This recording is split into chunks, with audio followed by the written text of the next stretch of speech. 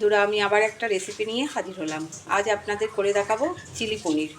কিভাবে করি পুরো ভিডিওটা দেখবেন, স্কিপ করে যাবেন না। তো তার জন্য পনিরটা কেটে নিয়েছি, এইভাবে পিস করে নিয়েছি। এখানে কর্নফ্লাওয়ার আর ময়দা নিয়েছি।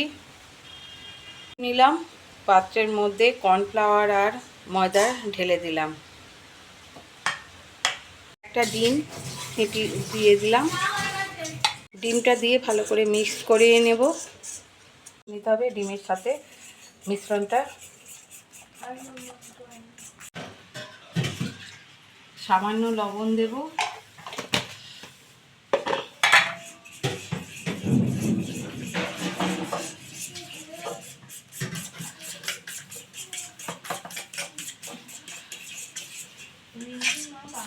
উনুনটা জ্বেলে দিলাম, দিয়ে কড়া বসিয়ে দিয়েছি।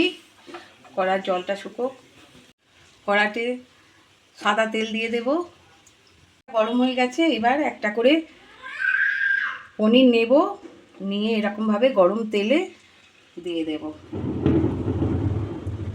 বাইরে বৃষ্টি হচ্ছে, সেই জন্য আকাশের আওয়াজ, আকাশ ডাকছে খুব।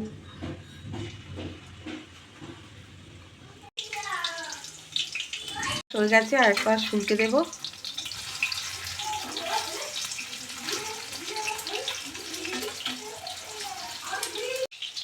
পনিরগুলো ভাজা হয়ে গেছে, এবার তুলে নেব।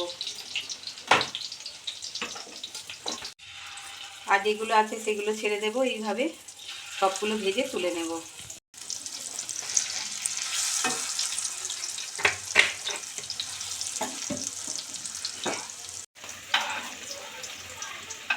ওই তেলেতেই ক্যাপসিকাম, কাঁচা লঙ্কা, রসুন কুচানো আর পেঁয়াজ এইভাবে কেটে নিয়েছি।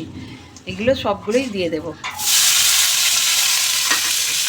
হাফ চামচ লবণ দেব। ক্যাপসিকাম পেঁয়াজটা ভাজা হয়ে গেছে, এবার দিয়ে দেব সোয়া সস, আদা জিরে ধনে বাটা, চিলি সস 1 চামচ করে সব দেব। সোয়া সসটা 1.5 চামচ, টমেটো সস 2 চামচ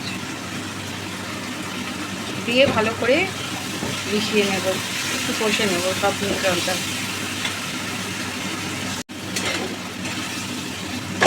হাফ চামচ চিনি দেব।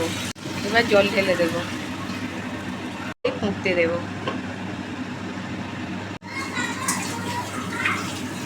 এবার ভেজে রাখা পনিরগুলো সব দিয়ে দেব। চামচ কর্নফ্লাওয়ার গুলে রেখেছিলাম, সেটা দিয়ে দেব। চিলি পনির হয়ে গেছে, এবার তুলে নেব।